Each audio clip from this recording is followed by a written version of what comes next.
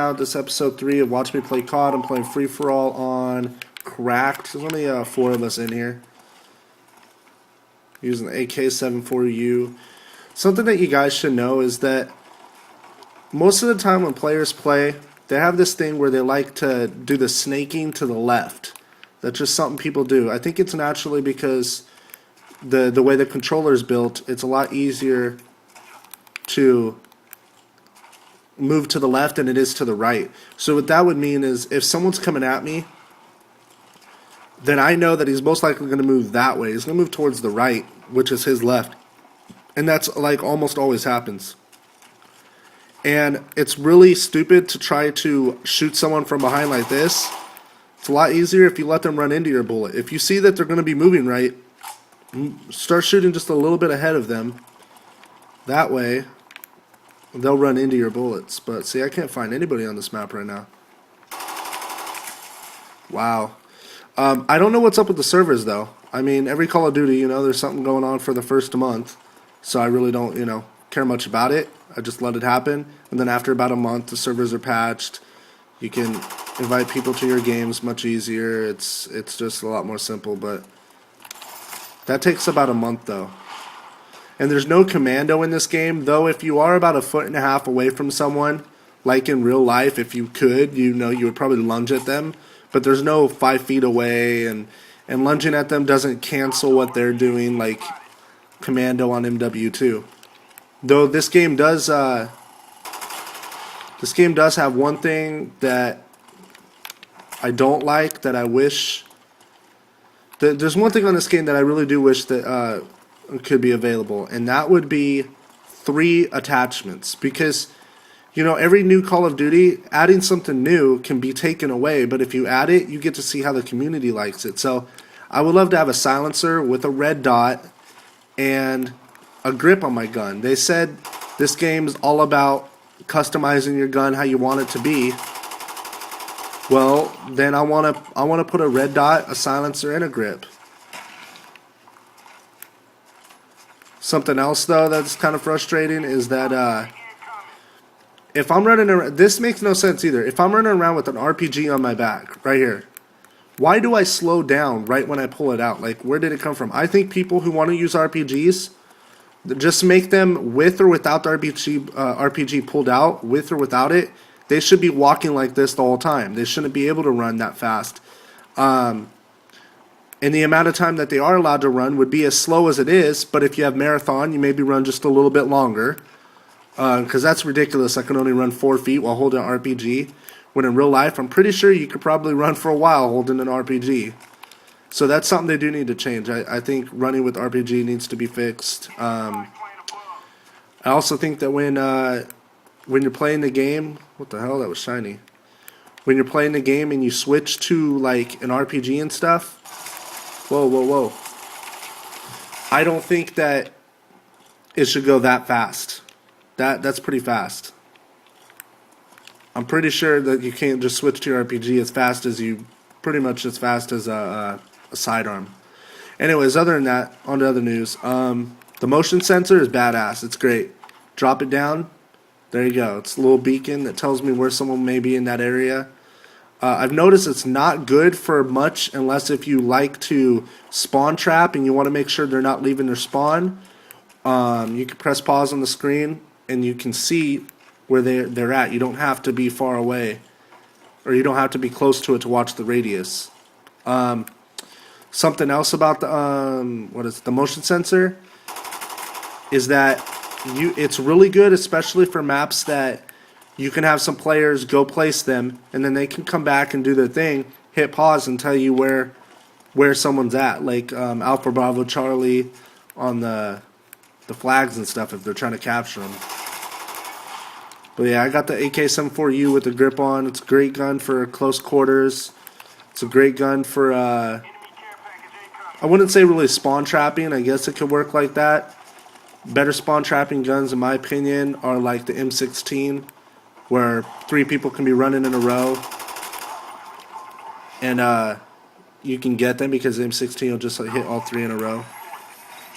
And I stole his care package, and he's probably mad. And for those of you who have not played this game, Oh. Oh, that was retarded to me. As you can tell, there's an RC car in it. And it is ridiculous sometimes. I think that on the RC car, you should be allowed to only see the front of the car. Because like in real life, if I'm riding it around, if I'm driving around this RC car, I'm not going to see third person. And another thing is, when I'm controlling the RC car, I don't think that someone should be able to come up and knife me and I not know that they're there.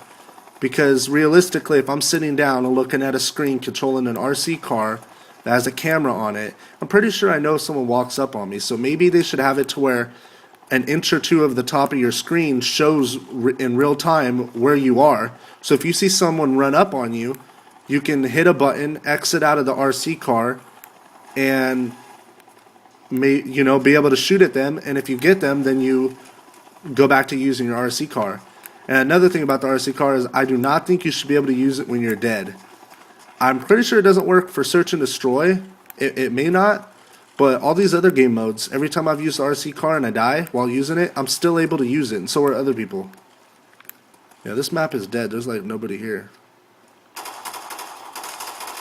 Look, see like that? I was telling you earlier, most people move to their right, or their left, which is the right. But this gun's not good for that long of a distance. That's about 95, 150 feet. But most people statistically will move. If you're facing them, then they're moving to your right, which is their left. Because it just doesn't feel comfortable on the controllers the way it's set up.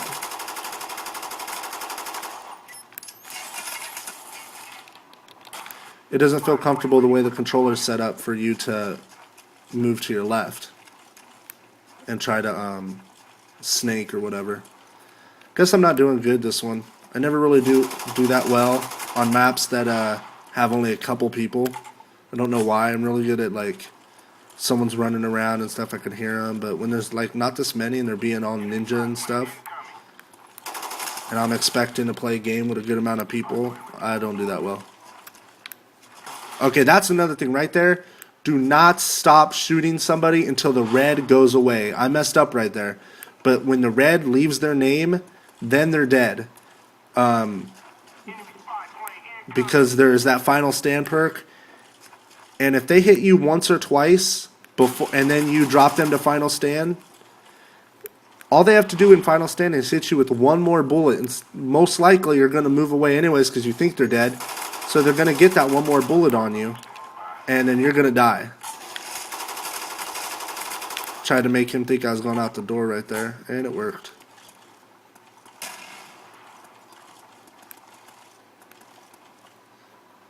So on the maps, there's this thing. It's new. I haven't seen it on Call of Duty before, and I haven't seen it really on any other game.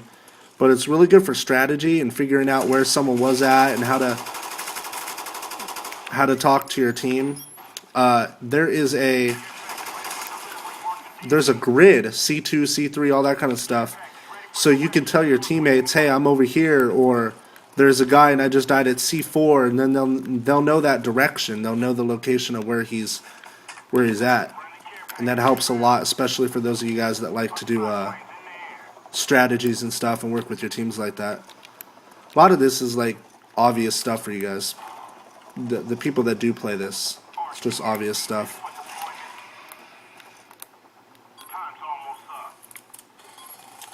And I'm pretty sure Ice-T does voiceover in this game. Getting some RC car action right here. Boom, there we go. And I'm winning with 700 points, but the match is going to end. There's not enough people for this one to really get a lot of guys in it. 3 seconds left. That's it right there. Well, this was Iconic HD, episode 3 of Watch Me Play COD.